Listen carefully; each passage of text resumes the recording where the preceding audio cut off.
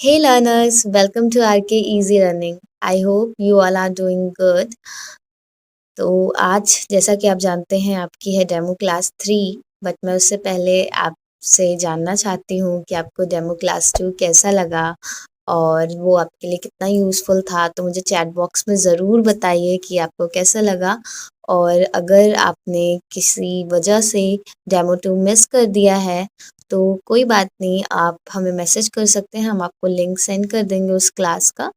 और या तो आप हमारी यूट्यूब चैनल पर विज़िट कर सकते हैं। तो मैं इन शॉर्ट बता देती हूँ। डेमो 1 में हमने पढ़ा इंग्लिश की इम्पोर्टेंस और कैसे हम वोकैबुलरी सीख सकते हैं, कैसे हम अपना कॉन्फिडेंस बूस्ट अप कर सकते हैं।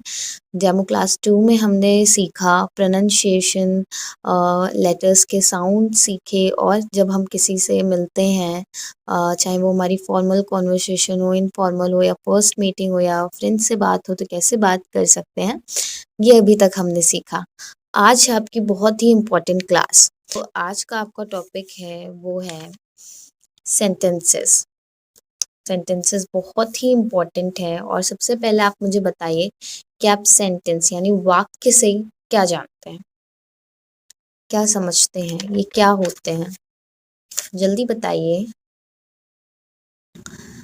चलिए मैं आपको बताती हूँ। A group of words which gives complete sense is called sentences. शब्दों का वह समूह जिससे कि पूर्ण अर्थ निकलता हो वह वाक्य कहलाते हैं। ठीक है, वाक्य जो हम सभी बोलते हैं। तो अब ये क्लियर हो गया सेंटेंसेस क्या होते हैं। चलिए नेक्स्ट पॉइंट पे बात करते हैं, सिंगुलर एंड प्लूरल। सिंगुलर यानी कि एक वचन, जो भी संख्या में एक हो उसे हम लोग एक वचन यानी कि सिंगुलर बोलते हैं। और जो संख्या में एक से अधिक हो उसे हम प्लूरल यानी कि बहुवचन कहते हैं। तब आप देख रहे होंगे कि सिंगुलर के नीचे राइट है दिस यानी कि यह, दैट, दीज, दोज। तो आप सोच रहे होंगे ये सब क्या राइट है। तो आज मैं आपको बताऊंगी दिस, दैट, दीज, दोज के यूजेस। तो अभी तक हमने क्या जाना, सेंटेंसेस क्या होते हैं, सिंगुलर क्या होते हैं और प्लूरल क्या होते हैं। अब चलिए दिस दैट के बारे में बात करते हैं। दिस यानी कि ये है, दिस और दीज, दीज यानी कि ये हम लोग पास की चीजों के लिए यूज करते हैं जो हमारे पास में होती हैं। दैट यानी कि वह, दोज यानी कि वो, ये हम दूर की चीजों के लिए इसका प्रयोग करते हैं। जैसे for example this is a pen, यह एक पेन है, जो पेन पास में रखा है। दीज आर मैंगोज, ये आम है, पास की चीजों के लिए। अब थोड़ा सा दूर जो हमसे चीजें होती हैं, दैट इज अ पेन, वह एक पेन है। दोज आर मैंगोज, वो आम है।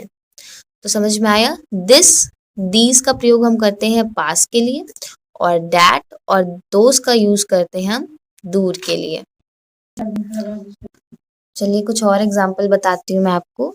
Like this is a car, यह एक कार है। दीज आर बुक्स, ये किताबें हैं। That is not a car, वह कार यानी कि गाड़ी नहीं है।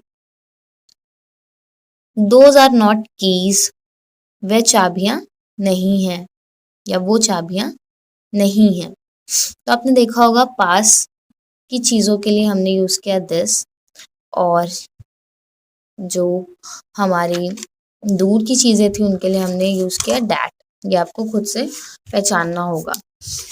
और एक बात, जो हमारा दिस और डैट होता है वो हम सिंगुलर शब्दों के लिए यूज करते हैं। Like this is a pen, that is a pen, this is a car, that is not a car.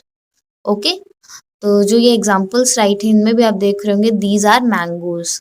तो मैंगोज हमारा क्या है, एक से ज्यादा मैंगो है, मतलब एक आम से ज्यादा है, तो हम किसका यूज करेंगे, दीज का। ऐसे ही दोज में भी देखिए, एक से ज्यादा है, जो आम की क्वांटिटी है एक से ज्यादा है, तो जो हमारे प्लूरल वर्ड्स होंगे उनके साथ हम यूज करेंगे दीज एंड दोज, एंड जो हमारे सिंगुलर होंगे उनके साथ हम यूज करेंगे दिस एंड दैट। तो इसकी आपको प्रैक्टिस करनी है और मुझे 10 सेंटेंस राइट करके एंड रिकॉर्ड करके सेंड करना है। अब चलिए आगे बात करते हैं। हाँ, तो ये एग्जांपल्स मैंने आपको बताए थे, ये वही है। और मेरे साथ रीड करिए, चलिए। दिस इज अ कार, ये एक कार है। This is not a car, ये एक कार नहीं है। अब देखिए सिंगुलर के साथ हमने दिस का यूज किया, प्लूरल आपको दिख रहा है, दिस का कहीं हमने प्लूरल के साथ यूज किया है, तो प्लीज ये बात अपने माइंड में रखिएगा। ओके, कम शब्द देखिए दिस एंड दैट में कम कम लेटर्स हैं।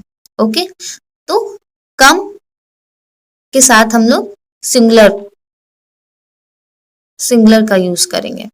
जब अभी आप आगे, जब आपकी फर्स्ट क्लास होगी, जब मैं आपको पढ़ाऊंगी टॉपिक, तो उसमें भी first person, second person, third person है। तो अभी अगर अभी से आपके डाउट्स क्लियर होंगे तो आपको वहां पर कम प्रॉब्लम फेस करनी होगी। चलिए नेक्स्ट टॉपिक की बात करते हैं। नेक्स्ट टॉपिक है हमारा हेल्पिंग वर्ब। नाम से ही जैसे आप जानते होंगे, समझ रहे होंगे कि हेल्पिंग यानी कि हेल्प करने वाला। हेल्पिंग वर्ब हमारी मेन वर्ब की हेल्प भी करता है एक तरीके से। तो ये 3 टाइप्स की होती है, प्रेजेंट, पास्ट, फ्यूचर। प्रेजेंट में होता है हमारा is, am, are, do, does. Past में होता है हमारा वॉज, वर, डिड। और भी होती हैं, वो हम आगे पढ़ेंगे उनके बारे में। एंड फ्यूचर में होती है हमारी will be, will do and will have. इसके बारे में भी हम बात करेंगे आगे। अभी हम सिर्फ पढ़ेंगे will be and shall be के बारे में। एंड शैल बी का स्पोकन इंग्लिश में बहुत ही कम यूज होता है। तो अब चलिए बात करते हैं कि is, am, are, do, does, इन सब का यूजेस क्या होता है, ये किसके साथ यूज किए जाते हैं। तो जो हमारा इज है वो हमेशा हमारा यूज होता है थर्ड पर्सन सिंगुलर के साथ। ओके, सिंगुलर के साथ हमेशा याद रखिएगा, थर्ड पर्सन सिंगुलर के साथ। आर हमारा यूज होता है बाकी सभी के साथ, यानी कि प्लूरल सब्जेक्ट के साथ। और आई हमेशा यूज होता है हमारा एम के साथ। एम के साथ हमेशा हमारा आई यूज होता है। अब वॉज भी हमारा सिंगुलर के साथ यूज होता है, सिंगुलर सब्जेक्ट के साथ, जिसे आप थर्ड सिंगुलर सब्जेक्ट भी कह सकते हो, थर्ड पर्सन सिंगुलर। वर, रेस्ट ऑल, जो भी थर्ड पर्सन सिंगुलर से हमारे वर्ड्स बचते हैं, यानी कि जो प्लूरल होते हैं उनके साथ यूज होता है वर्ब। डिड का यूज हमारा बोथ, यानी कि सिंगुलर प्लूरल दोनों के साथ होता है। तो अभी तक हमने जाना है इज का यूज होता है हमारा सिंगुलर। देखिए इज में कम वर्ड्स है ना, तो सिंगुलर यानी एक वचन के साथ। एम का हमेशा आई के साथ ही यूज होता है। आर, आर का हमेशा प्लूरल सब्जेक्ट के साथ होता है। ड्यू भी हमारा प्लूरल सब्जेक्ट के साथ यूज होता है। दस हमारा सिंगुलर सब्जेक्ट के साथ यूज किया जाता है। वॉज हमारा सिंगुलर सब्जेक्ट के साथ यूज करते हैं। वर हमारा प्लूरल सब्जेक्ट के साथ यूज करते हैं। एंड डिड हमारा बोथ, यानी कि सिंगुलर प्लूरल दोनों के साथ यूज करते हैं। Next future, will be. Will be हमारा सभी के साथ यूज होता है, सिंगुलर प्लूरल दोनों के साथ। शैल बी का अगर हम लोग यूज करते हैं तो करते हैं आई एंड वी के साथ। तो ये थी हमारी हेल्पिंग वर्ब। आई होप आपको समझ में आ गई होंगी। और इसका आपको 2 एग्जाम्पल सारी इन हेल्पिंग वर्ब्स के राइट करने हैं और रिकॉर्ड करके हमको सेंड करने हैं।